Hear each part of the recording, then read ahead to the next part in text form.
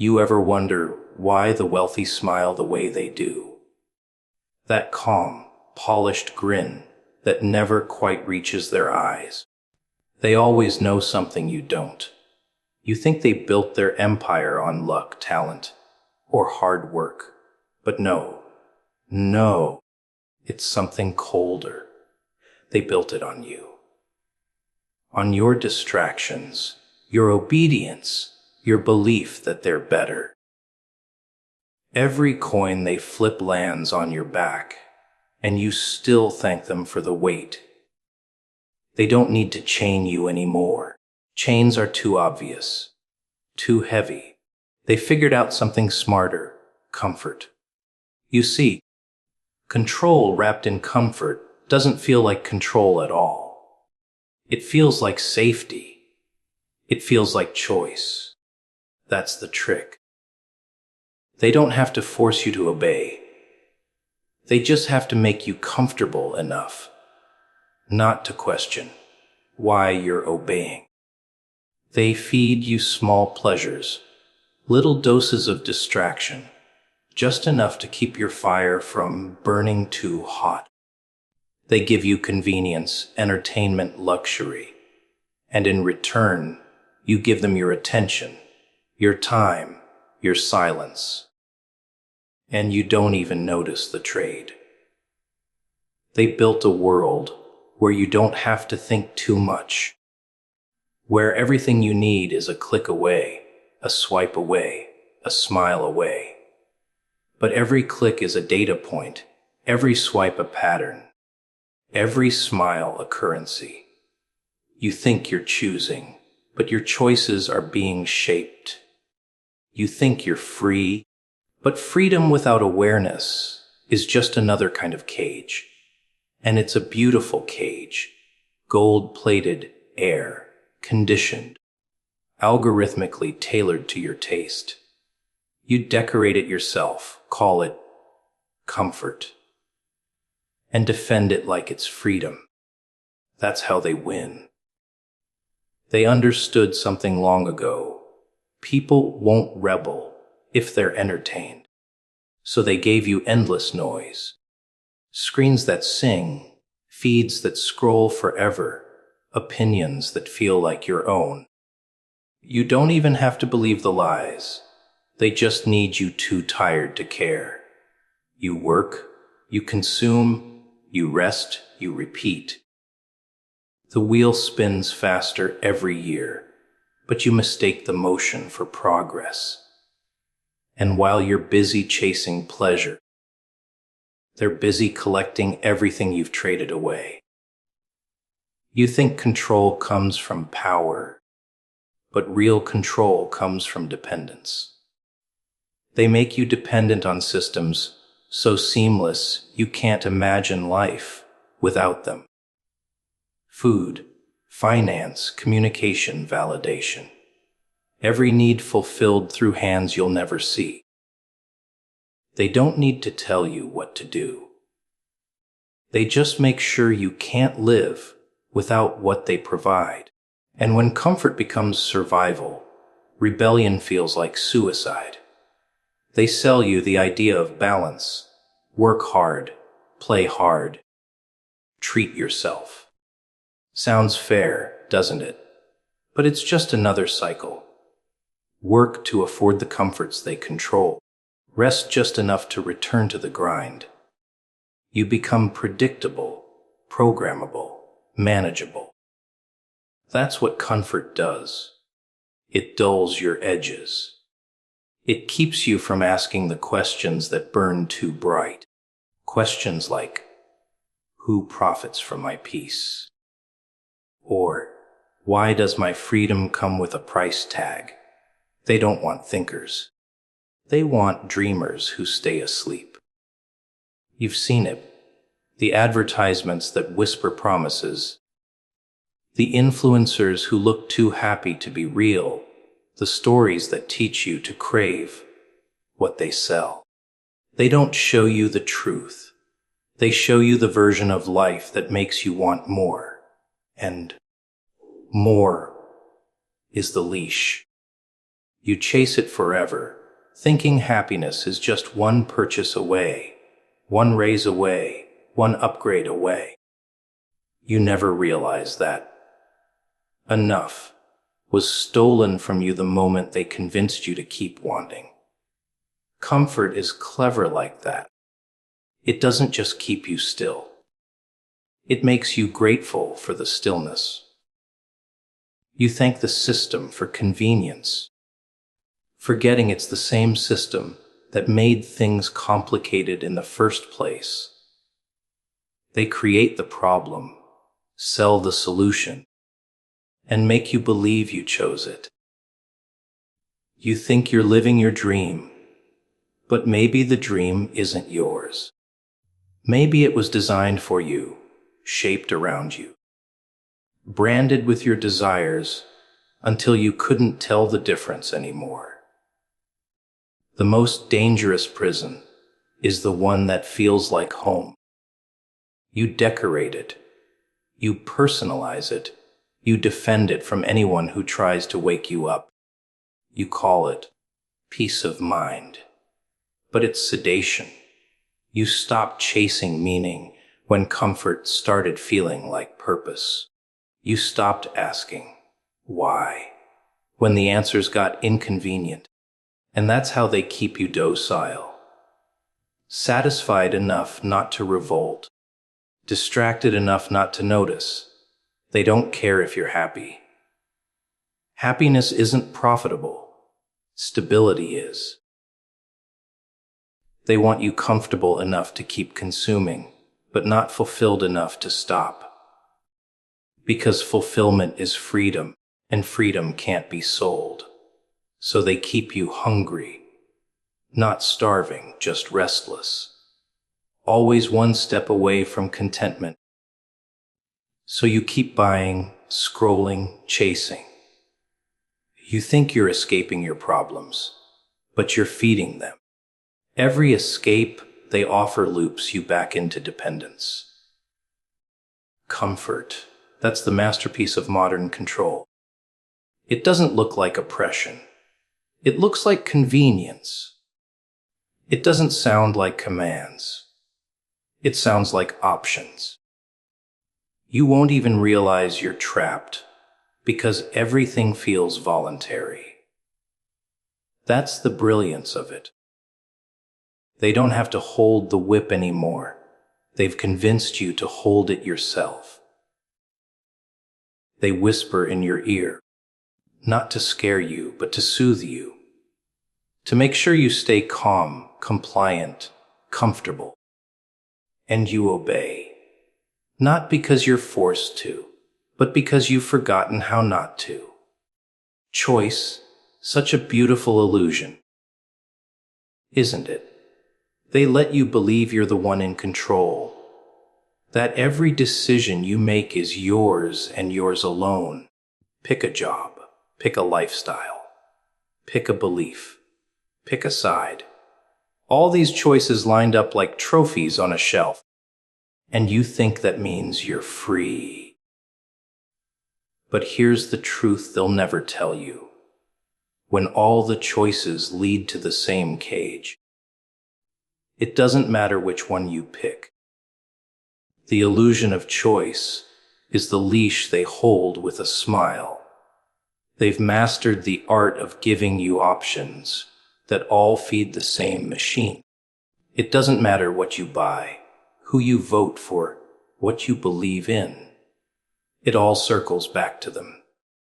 2 brands, same owner. 2 parties, same donors. 2 paths, same destination. You feel powerful, thinking your voice changes things. But power built on illusion is the softest kind of control. They don't need to take your freedom. They just need to convince you that you already have it. That's why they make you busy, distract you with 1,000 little choices that keep you occupied, while the real decisions happen far above your pay grade.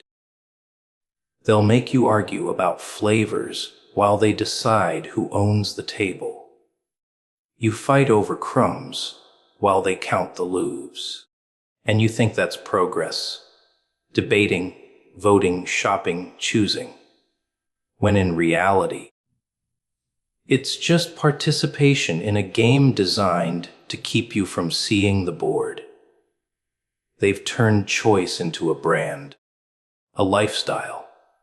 You define yourself by what you consume, by the labels you wear, by the side you stand on. You think individuality comes from difference, but difference doesn't matter when it's all pre-approved. The rebels, the visionaries, the outcasts, they all get marketed eventually. Every revolution becomes a product line. Every voice gets monetized. You can dye your hair, shout your truth, break the mold. But if it sells, it's still theirs. They figured out long ago that control through fear is outdated. Fear causes rebellion, but control through choice. Now that's elegant. It keeps people docile because they feel in charge. Give them 100 paths that all lead to the same destination, and they'll thank you for the variety. You don't notice the walls when you're too busy admiring the colors painted on them. You think you're exploring when you're just wandering within boundaries someone else drew. Look around. Every screen, every billboard, every algorithm is telling you what to choose before you even think about it. They know what you want before you want it. They track your habits, study your emotions, feed your desires back to you in a prettier package. You're not making choices. You're following suggestions that feel like instincts. And when something feels natural, you stop questioning it. You call it destiny, taste, preference. But it's design. And the most brilliant part, they make you proud of it. You defend your choices like they're sacred. You argue with strangers online about brands, politics, ideologies, as if any of it truly belongs to you. They turned the illusion of choice into a religion. They divided you into tribes, then sold each tribe a different uniform. You think you're fighting the system, but you're just energizing it. Every argument, every protest, every stand keeps the machine spinning, keeps you invested in the game. They've built a world where questioning the illusion makes you the villain. They'll call you cynical, negative, paranoid. Because if you ever stopped believing in choice, the illusion would collapse. People would stop feeding the system. And that's their biggest fear. Not chaos, not violence, but awareness. Awareness breaks the spell. Awareness is bad for business. The illusion of choice is the perfect trap because it hides itself behind pride. You don't want to admit you've been guided. You don't want to believe someone else has been steering the wheel this whole time. So you tell yourself it's all coincidence, that you're too smart to be manipulated, and they love that. They count on it, because pride is easier to control than fear. Pride blinds you better than chains ever could. They don't need to force you to follow. They make following feel like freedom. Every time you choose, they collect. Every time you conform, they adapt. The illusion evolves with you, always one step ahead, always disguised as empowerment. They sell rebellion now. It's just another subscription plan. You get to feel different while staying exactly the same. And that feeling, that fleeting taste of freedom, that's what keeps you coming back. You'll keep choosing over and over, believing you're breaking free, when really, you're just walking in circles. The walls are invisible, but they're there, built from comfort, distraction, and pride. They'll never stop offering you options. Because as long as you're choosing, you'll never start questioning. Wealth isn't about money. Money is just the visible part, the bait. The real wealth is invisible. It's control. Control over minds, over habits, over time. That's the currency that never loses value. The wealthy figured it out a long time ago. Why own gold when you can own people's attention? Why hoard cash when you can own their hours, their routines, their beliefs? Money buys moments, but control buys generations. And that's the game they've been playing while everyone else argues over scraps. You think wealth is about luxury, cars, mansions, power suits. No, that's decoration. That's the costume of control. Real wealth isn't loud. It doesn't need to flaunt itself, because it already moves the strings. It's the quiet hand that decides what's popular, what's forbidden, what's valuable. It's the invisible whisper that shapes what you call normal. The wealthy don't chase trends. They create them, package them, sell them back to you, while you thank them for the privilege.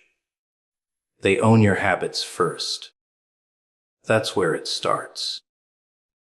The morning coffee you can't function without, the brand you trust, the app you check before getting out of bed. Every ritual you think is yours. They built it. They trained you to crave it. They don't have to convince you anymore. They've hardwired the need. And the more dependent you become, the more predictable you are. Predictability is the foundation of power, because if they can predict you, they can control you. Time, that's the second thing they own. You sell it to them without realizing what it's worth. You call it work. 8 hours a day, sometimes more. Trading your most valuable resource for paper that loses value faster than your dreams. You think you're earning a living, but really, you're renting your life. You give them your time so they can spend theirs shaping the world you'll never touch. And while you're too tired to think, they're too rich to stop. They're not working harder than you. They're just working on you. And the mind, oh, that's their masterpiece. They don't just want your labor or your loyalty. They want your belief. If they can make you believe that their success is your goal, that your struggle is noble, that your exhaustion is proof of value, then you'll never question the system. You'll defend it. You'll protect it. You'll even mock the ones who try to expose it. That's how deep it goes. The wealthiest don't just own things, they own meaning.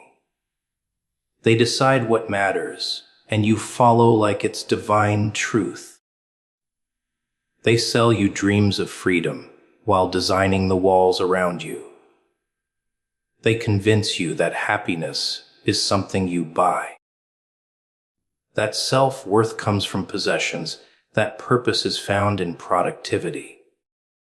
They turn your potential into profit. You become both the product and the consumer. You work to buy back the very time they took from you. And you call that life. Wealth like that doesn't shout, it whispers through systems. Education, media, politics, culture, they're all instruments in the same orchestra.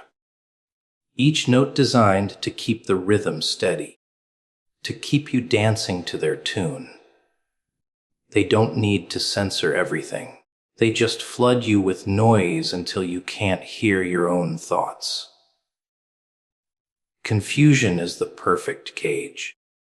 You can't fight what you can't define. You see, the wealthy understand psychology better than morality. They know what people want more than what's right. They give you heroes to admire, villains to hate, distractions to chase. They give you hope in doses, fear in bursts, control in silence. Every emotion you feel, they've learned to monetize it. Outrage, joy, sadness. It's all fuel for the machine. They don't just own your labor, they own your reaction. And yet, you still look at them with admiration. You call them visionaries, innovators, geniuses. You forget that their empire was built on your back. You think they built something new, but they just perfected what's always existed. The art of ownership without force. They don't need armies. They have influence. They don't need to threaten. They persuade. They make obedience feel like ambition. Every time you check the time, every time you refresh your feed, every time you chase a goal that wasn't yours to begin with, you're contributing to their plan. You're feeding their wealth, the kind that doesn't fit in banks, but in the spaces between your thoughts. You think you're building your life, but you're building their system. And you do it willingly, even proudly, because they've convinced you that the cage is opportunity. That's the genius of it. They've turned control into a dream. You don't fight to escape. You fight to climb higher inside it. You compete for a better seat in the same trap. You measure success by how close you can stand to the ones who built it. And when you finally realize it's all rigged, it's too late. Because by then, they don't just own your time or your labor. They own your story. They've written the script so perfectly that even your rebellion fits the plot. You were never meant to win their game. That's the part no one tells you. They hand you a rule book, pat you on the back, and say, work hard, stay loyal, follow the system. But the board was rigged before you even learned the rules. The dice are loaded, the cards stacked. And the dealer smiles because he knows you'll keep playing anyway. That's the brilliance of it. They don't stop you from dreaming. They sell you dreams that lead nowhere. They don't lock the doors. They just make the exit invisible. You start the game thinking it's fair. You see the rich, the powerful, the famous, and they say, you can be like us if you just try hard enough. You believe them. You burn years chasing the idea of success they created. You trade your time, your energy, your sanity for their definition of winning. But every level you climb, the rules change. The ladder gets longer, the reward smaller, the approval harder to earn. You realize too late that the game was never designed for you to win. It was designed for you to keep playing. They don't need to stop you. They just need to distract you. They hand you trophies that mean nothing, titles that cage you, comfort that dulls you. You think you've made progress because you're moving, but you're only spinning in their maze. You celebrate small victories while they collect big ones.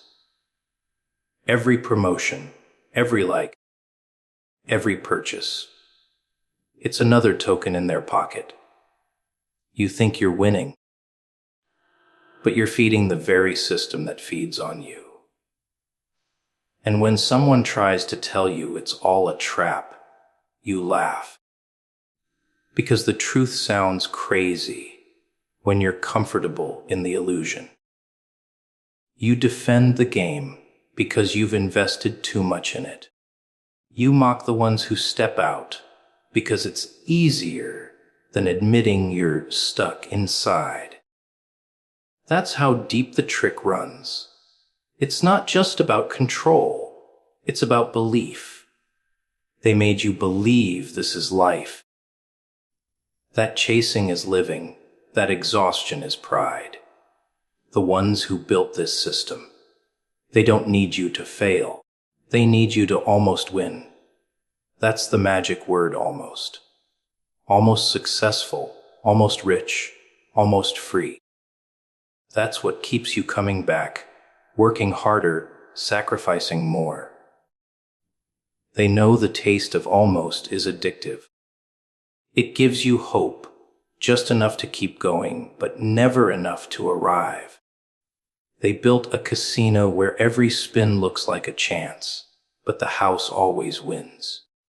And you, my friend, you're the entertainment. They sell you this dream of success. Big houses, fancy cars, admiration, respect. They make it look holy, noble even. But it's not success they're offering. It's servitude wrapped in glitter. The more you chase their version of winning, the more power you hand them. Because while you're focused on their trophies, you forget to ask who made the game, who set the rules, who profits from your play. They don't care if you win a round or two. They only care that you never stop playing. They've turned ambition into a leash. They don't need chains anymore because they've taught you to police yourself. You'll stay in the race, even when it's killing you, because you're too afraid to look lazy, too scared to look lost, too proud to admit you've been fooled. That's not failure, it's design. They built the system on your fear of falling behind. You think you're running toward success, but really, you're running from insignificance, and that's how they win. They don't need to push you. You push yourself right where they want you. Every once in a while, someone breaks the illusion. They step back, look around, and see the pattern. They see the same story repeating, different names, same traps. But when they speak up, they're labeled rebels, dreamers, failures, because the system defends itself. It makes questioning look dangerous and obedience look smart. You think freedom is about wealth, but real freedom is about awareness. And awareness doesn't come cheap in a world built on distraction. The game rewards blindness. It punishes reflection. They give you comfort as a drug, applause as a leash, and hope as a chain. They let you taste freedom just enough to crave it, but not enough to claim it. The ones who built it never wanted you to stop playing. Because if you stop, if you question, if you look beyond the rules, you'll see the truth. You'll see that every winner they parade was chosen to keep you chasing. That every rule they wrote was meant to make you think you could win, as long as you behaved. They don't care about your dreams. They care about your obedience. They don't want your freedom. They want your participation, because the game only works as long as the players believe in it. Once you stop believing, once you stop playing, the illusion cracks. That's their greatest fear. Not your failure, not your rebellion, your awareness. Because the moment you see the game for what it is, they lose control. And they've spent generations making sure that moment never comes. Distraction. That's the real weapon. Not guns, not money, not politics.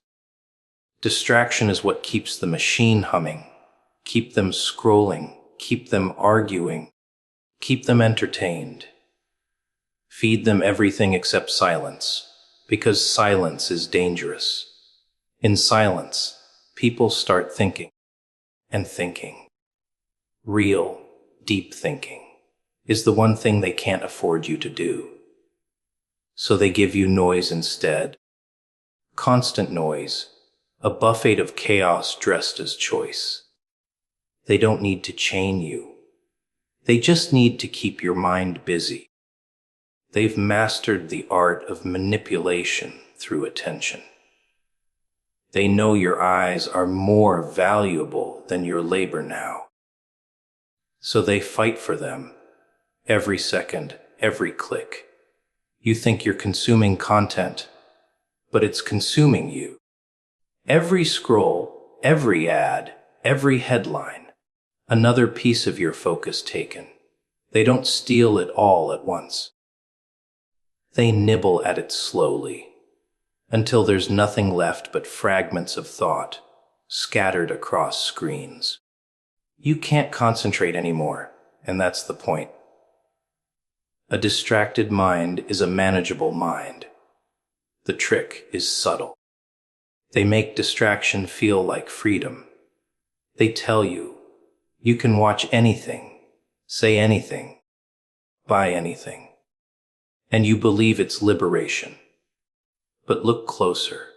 It's not choice. It's conditioning. You're not choosing what to think about.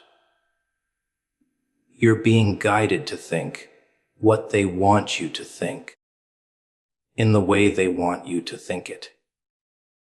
They give you 100 doors to walk through, but all of them lead back to the same room. That's control disguised as freedom. And it's genius, really. They flood your mind with information, so you mistake overload for awareness. You think you're informed because you know headlines, trends, gossip. But knowledge without depth is noise. They keep you reacting instead of reflecting. Outrage today, distraction tomorrow, exhaustion forever. The system feeds off your emotions like fuel. The angrier you get, the more you engage. The more you engage, the more you feed it. They don't care what side you're on, as long as you keep fighting. Because conflict keeps your eyes off the real enemy, the puppeteer pulling the strings. And you, like everyone else, think you're too smart to fall for it. You say, I can see through the lies. But even that's part of the illusion. They've made rebellion another brand to sell. Every movement, every outrage, every revolution gets packaged, marketed, monetized. They turn your resistance into revenue. You think you're breaking the system, but you're trending on it. You're still inside their framework, still playing their game, still feeding their machine. They've made distraction an addiction, and like any addiction, it feels good while it kills you. You reach for your phone when you're bored, anxious, lonely. You crave connection but settle for stimulation. You're always online but rarely present. You confuse attention for affection, followers for friends, validation for meaning. And while you're lost in that cycle, they move freely. They plan while you scroll.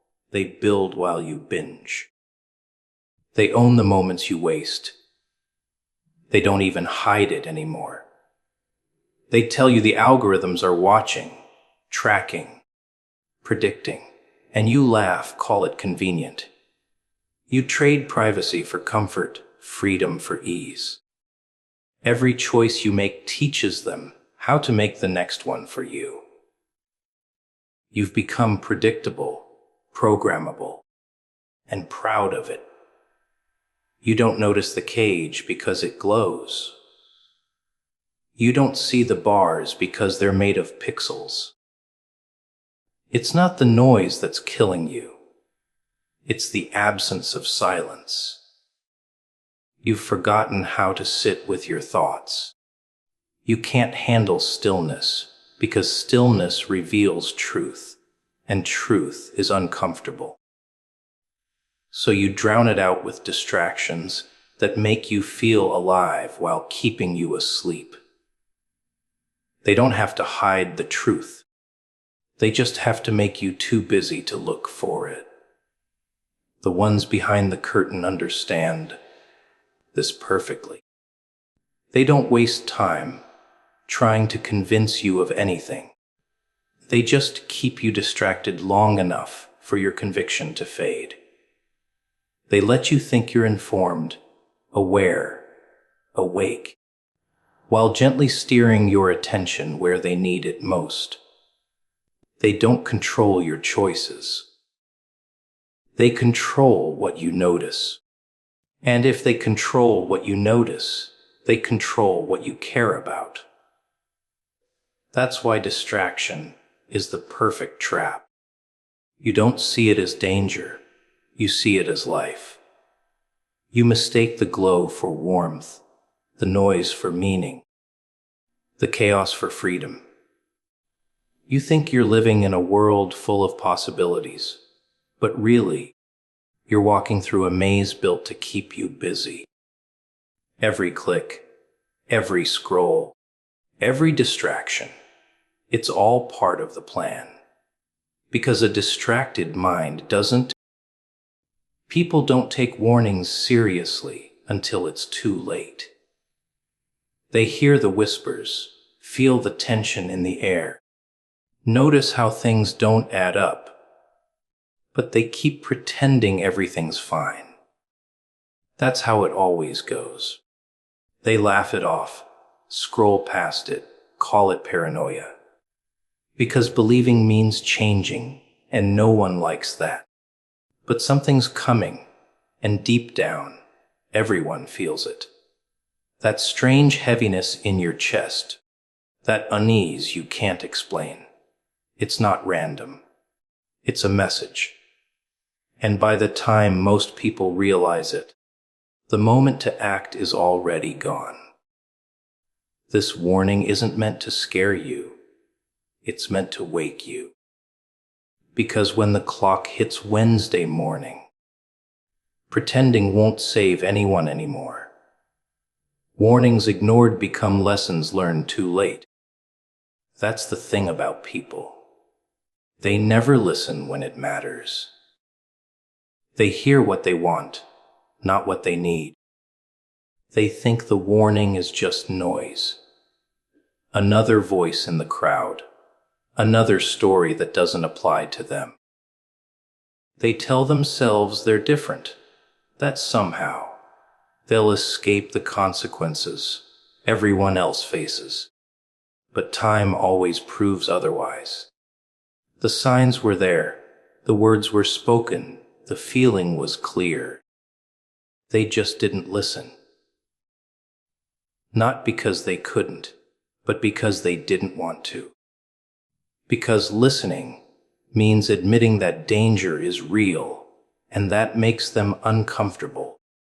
You ever notice how people always understand everything's after it's over? When the damage is done, when the bridges are gone, when the silence finally screams. That's when they say, "I should have known," or "I saw the signs."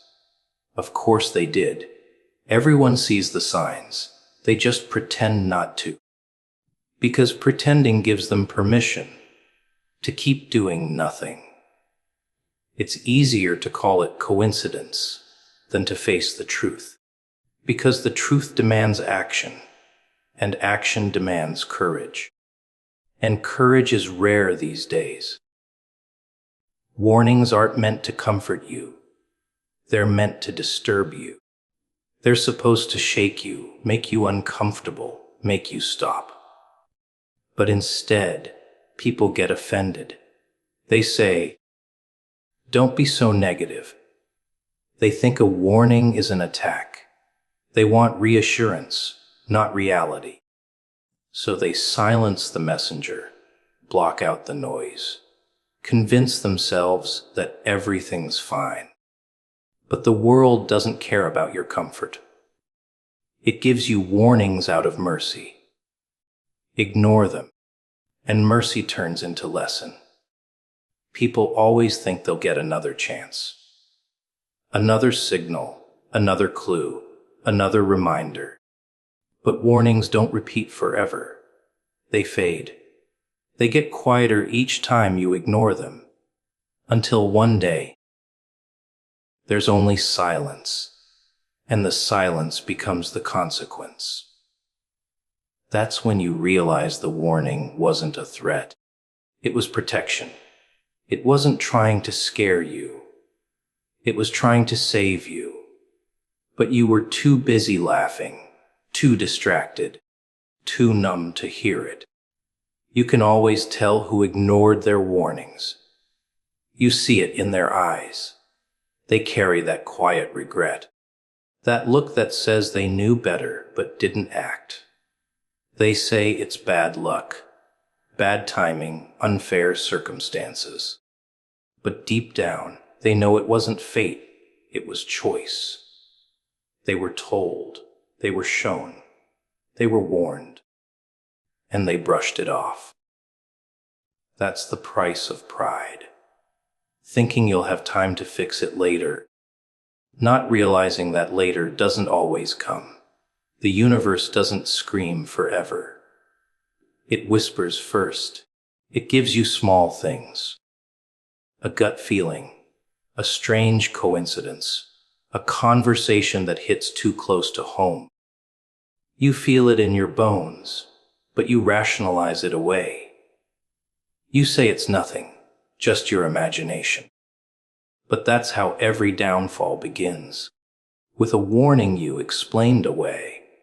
And when the real storm hits, you look back at all the moments you were told and wish you'd taken them seriously. People love the idea of signs, but they only accept the ones that make them feel good. The ones that confirm what they already believe. They call that faith. But real faith listens even when the message hurts, especially when it hurts. Because the truth doesn't come wrapped in comfort. It comes wrapped in urgency. It doesn't beg to be believed. It just stands there, waiting for you to decide whether you're brave enough to accept it. Warnings don't come from nowhere. They come from experience, from intuition, from the rhythm of life itself. Everything has a pattern. The world speaks in repetition. You keep facing the same kind of pain, the same kind of loss, the same kind of disappointment, because you never learned what the warning was trying to teach you. It's not a curse, it's a cycle. A cycle you could have broken if you'd only paid attention the first time. You ever realize how every regret starts with a warning? Every broken relationship, every lost opportunity, every failure had one. A moment, a feeling, a voice that said, "Stop." And you didn't. Because you thought you were in control. You thought you could handle it. But control is a lie. Life always gives you a fair chance. It just doesn't give you endless ones. There's something cruel about hindsight. It turns clarity into punishment. You see everything clearly, but too late to change it. That's what ignored warnings do. They turn into memories that haunt you. You replay them. You analyze them. You wish you could go back. But the past doesn't take apologies. It only takes lessons. And by then, the lesson has already drawn blood. Most people don't realize how fragile warnings are. They expire. They aren't meant to stay forever. They're meant to wake you. And if you don't wake up, life moves on without you. Not out of anger, but out of order. The world keeps spinning whether you're ready or not. And if you keep ignoring the alarms, don't be surprised when the fire finally reaches your door. Because every ignored warning becomes a lesson. And every lesson, eventually, demands payment. Denial is comfort dressed as blindness. People love to lie to themselves. It's their favorite form of survival. They call it optimism, patience, faith. But it's really denial wearing a nice outfit. They see the cracks forming, the signs showing, the truth revealing itself. And still, they look away. They convince themselves everything's fine, even when it's clearly burning. Because the truth is heavy, and facing it means doing something about it. It means admitting that the dream, the plan, the person, the life they've built might not be what they thought it was. And people would rather go blind than open their eyes to that kind of pain. Denial is easy. It's soft. It's quiet. It lets you sleep at night. It doesn't ask questions, doesn't demand change. It wraps you up in the illusion that everything's okay, that maybe the problem will solve itself, that maybe you just need a little more time. But it never does, and time doesn't heal what you refuse to see. It just lets the damage grow roots, spreading until the truth is buried under layers of excuses. That's what denial does. It turns discomfort into decay. You ever notice how people always see clearly when it's too late? They say things like, "I should have seen it coming," or, "I didn't want to believe it." Of course they didn't. Believing means breaking the illusion, and illusions are safe.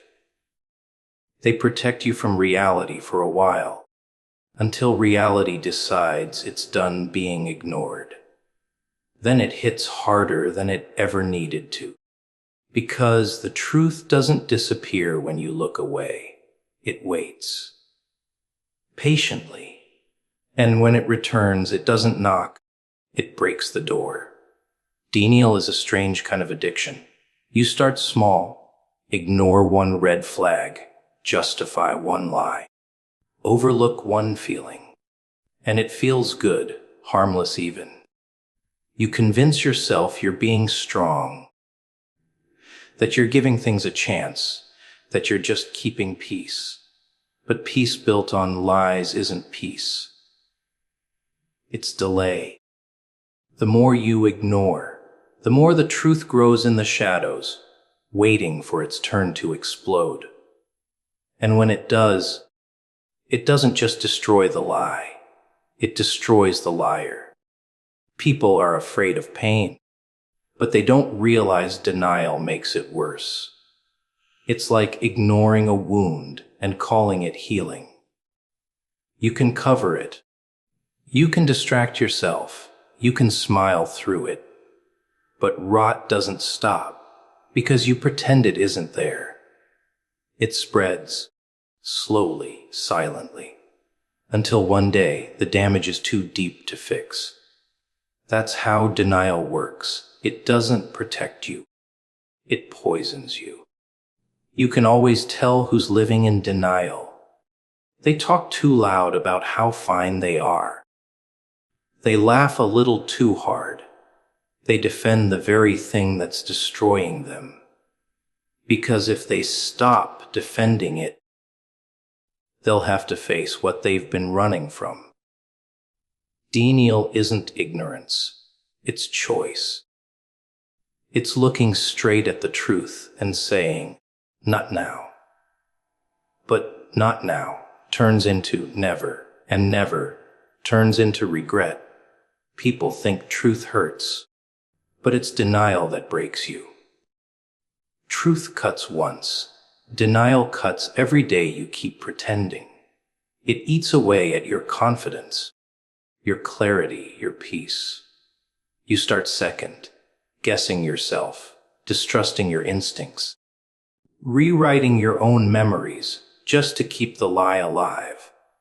You forget who you are because denial demands constant performance. You're always acting like everything's okay, even when it's not. And the longer you play the role, the more you lose yourself in it. Denial is a thief. It steals your time, your growth, your freedom. It convinces you to stay in places you've outgrown, with people who don't care, in situations that are already ending. You stay because you hope it'll change, because you think pretending makes it better. But pretending doesn't change reality. It just delays the inevitable. You end up stuck in a story that's already over, reciting lines from a script no one believes anymore. You ever see how fast people wake up when they lose everything? That's when denial finally cracks. When the comfort collapses, when there's nothing left to hide behind. Suddenly, they see clearly. They realize the truth was always there, waiting, patient, merciless. That's the price of blindness. You don't get to choose when your eyes open. You only get to face what you refuse to see. And it's always uglier by then, always harder to fix. Because denial doesn't protect you from pain, it multiplies it. Denial is fear in disguise. Fear of change, fear of loss, fear of truth. But truth doesn't destroy, it cleanses. It hurts, yes, but it frees you. Denial traps you. It keeps you stuck in moments that are long gone. Keeps you loyal to illusions that don't love you back. You tell yourself you're staying strong, but really, you're standing still. You call it faith, but it's fear with better branding. The world doesn't punish denial, it exposes it. Slowly, then all at once. It pulls the rug from under your lies, strips away your excuses, and leaves you standing face to face with what you refuse to see. That's when you realize blindness was never peace.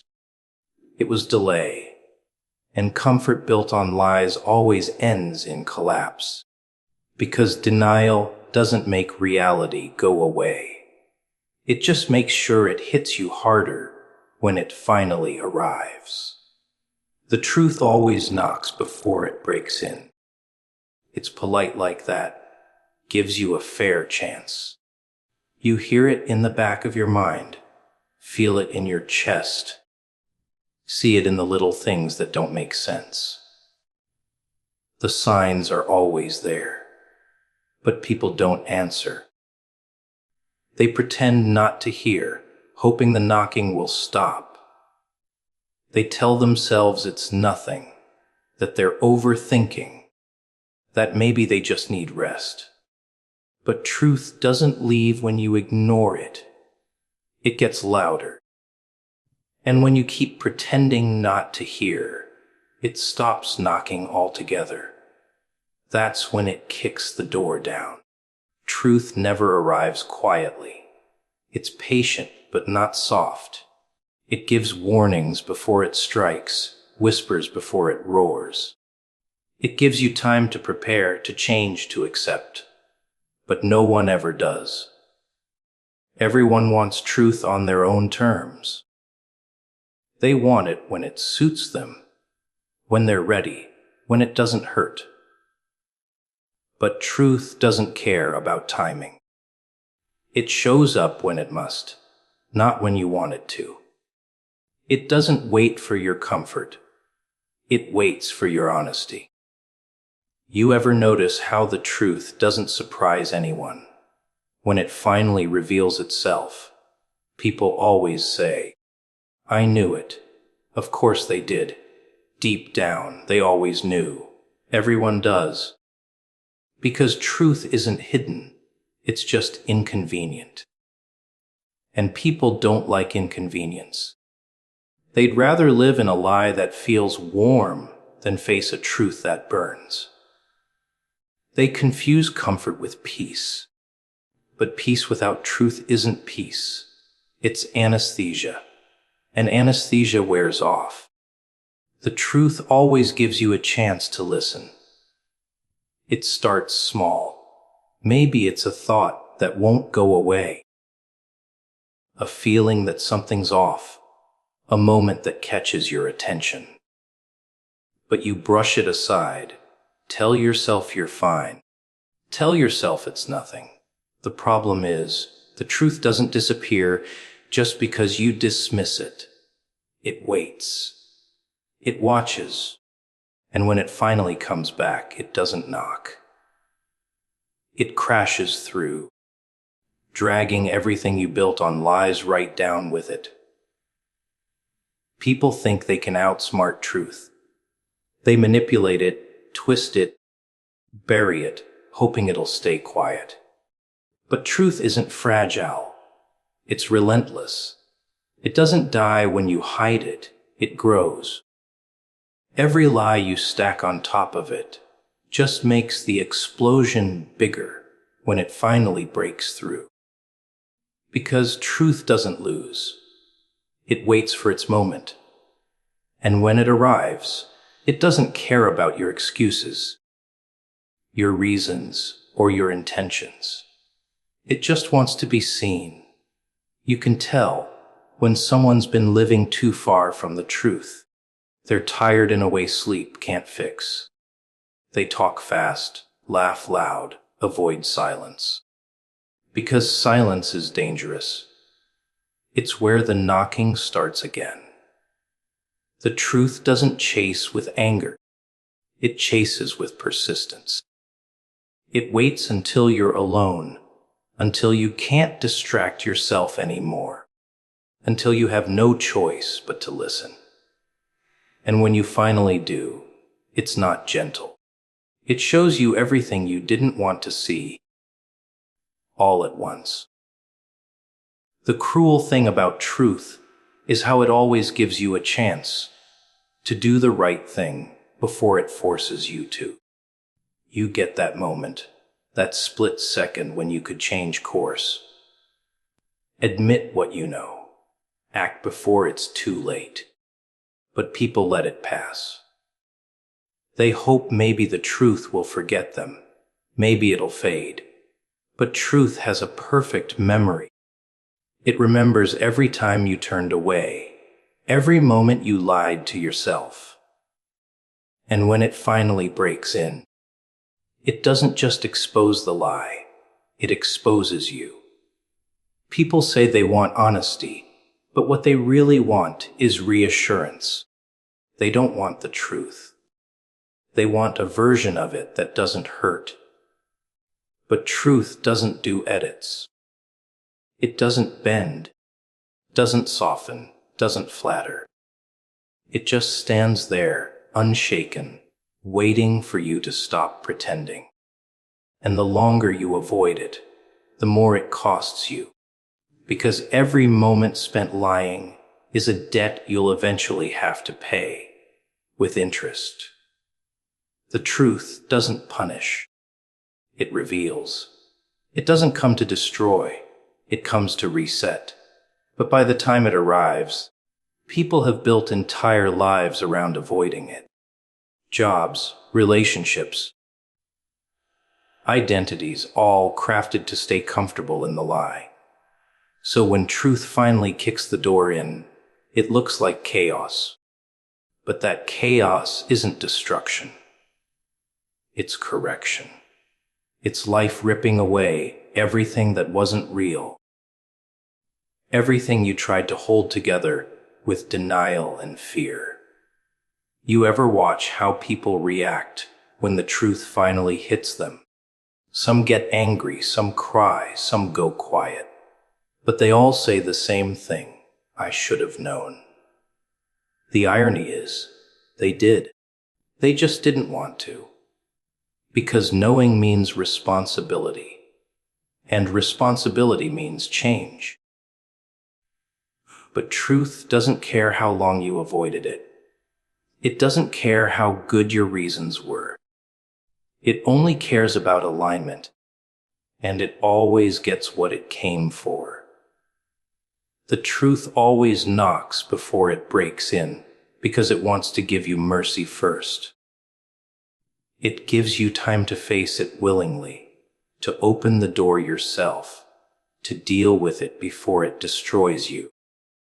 But people mistake mercy for weakness. They think the knocking will go on forever. So they wait, they stall, they keep living their illusion.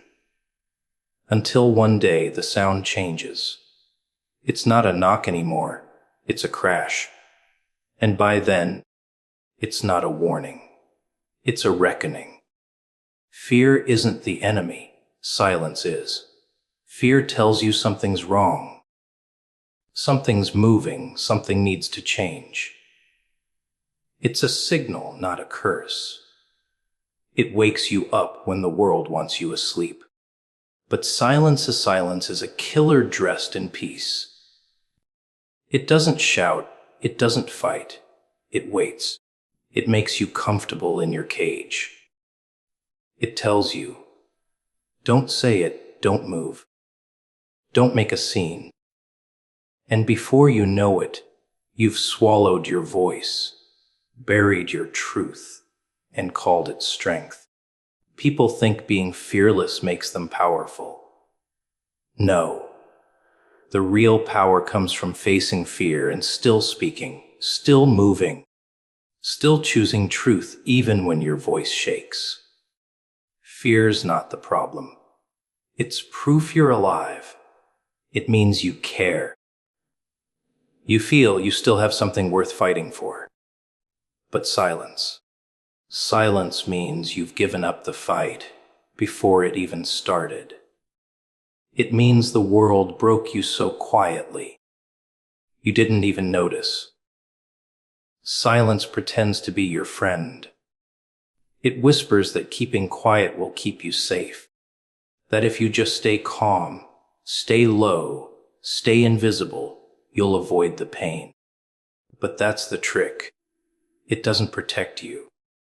It just delays the explosion. Because everything you bury under silence keeps growing. The anger, the truth, the pain, it all festers in the dark until it becomes something you can't control anymore. And when it finally comes out, it doesn't come out soft. It comes out like fire. Fear at least gives you motion. It shakes you. It reminds you that you still have a choice. But silence takes that away. It convinces you the fight isn't worth it. That your words don't matter. That no one would listen anyway. So you stay quiet, play along, pretend. But deep down you can feel it. That slow suffocation. That sense that something inside you is dying every time you don't speak when you should. Every time you smile when you want to scream. People think silence keeps the peace. It doesn't. It just buries the war underground. It hides the wounds instead of healing them. You can't build peace on top of silence. It cracks eventually. Because truth doesn't die in silence. It rots. It decays into resentment, into guilt, into self-doubt. And once that poison spreads far enough, you start to believe you deserved the quiet, that you were never meant to be heard in the first place. That's how silence wins. It makes you doubt your own voice. You ever notice how loud silence can get? When you've kept too much inside, when you've stayed quiet for too long, it starts echoing in your head. Every unsaid word, every swallowed truth, every moment you looked away. They don't disappear. They replay over and over like a punishment. And the more you ignore it, the louder it gets. That's the thing about silence. It doesn't stay quiet forever. It waits until you're alone, until your guard is down, and then it starts to scream. The world rewards silence. It calls it maturity, composure, professionalism. They tell you to hold your tongue, smile, stay polite, don't make trouble. But what they really mean is, don't challenge the system. They want you silent because silence keeps things easy for them. But it eats you alive from the inside. It kills your fire, your curiosity, your truth. They call it control, but it's really obedience. And obedience isn't peace, it's surrender. Fear, on the other hand, can be transformed. You can take that trembling energy and turn it into something real. Action, art, rebellion, truth. Fear gives you edges. Silence smooths you into nothing. Fear says, move. Silence says, wait. Fear might make you fall, but silence makes you disappear. And disappearing slowly, quietly, pretending it's peace, that's the cruelest way to die. Some people wear silence like armor. They think if they stay quiet, they can't get hurt. But silence doesn't protect you. It isolates you. It makes you watch life happen from behind glass. You see everything but can't touch it. You feel everything but can't express it. You exist, but you don't live. Because living requires sound. It requires movement, conflict, expression. Silence takes that away. It turns you into a ghost while you're still breathing. The world breaks the loud ones first, but it forgets the silent ones faster. You think you're keeping the peace, but really, you're fading. And one day, you'll look in the mirror and realize you don't recognize the person staring back. That's what silence does. It erases you piece by piece. You stop sharing your thoughts, your pain, your truth, and eventually, you stop having any at all. Because when you silence your voice long enough, your soul forgets how to speak. Fear is human. Fear means you care. Fear means there's something to lose. But silence means you've already lost it. The ones who change things aren't the ones without fear. They're the ones who feel it and still make noise. They still shout, still stand, still burn for something real. Because silence is the graveyard where dreams go to die, and fear is the last breath before you rise again. Every sign comes with a deadline. Nothing happens without warning. The world doesn't just collapse out of nowhere. It whispers first. It sends little signals, quiet hints, strange coincidences that only make sense when it's too late. But people never pay attention. They call it chance, luck, mood, timing. They keep walking past the signs like blind tourists in their own lives, thinking the universe will send a clearer message next time. But it won't. It doesn't repeat itself forever. Every warning has an expiration date. Every opportunity has a timer ticking in the background, even if you pretend not to hear it. People like to believe they'll have more time. I'll fix it later. I'll change when things calm down. I'll listen when I'm ready. That's the story everyone tells themselves. But time doesn't wait for your readiness. It doesn't care if you're tired, scared, or distracted. It keeps moving, taking your chances with it. The signs don't stop because you're busy. They fade, and when they fade, they don't come back. You can't rewind a warning. You can't bargain with a deadline that's already passed. The funny part: the signs are never hidden. They're right there in your face. The tension you feel around certain people, the gut instinct you ignore, the thing that doesn't sit right, but you pretend it's fine. That's not coincidence. That's clarity knocking on your door. But humans are masters of pretending. They convince themselves that what they feel isn't real, that the noise inside them is just overthinking, until the moment it isn't, until everything they brushed aside becomes the reason they break.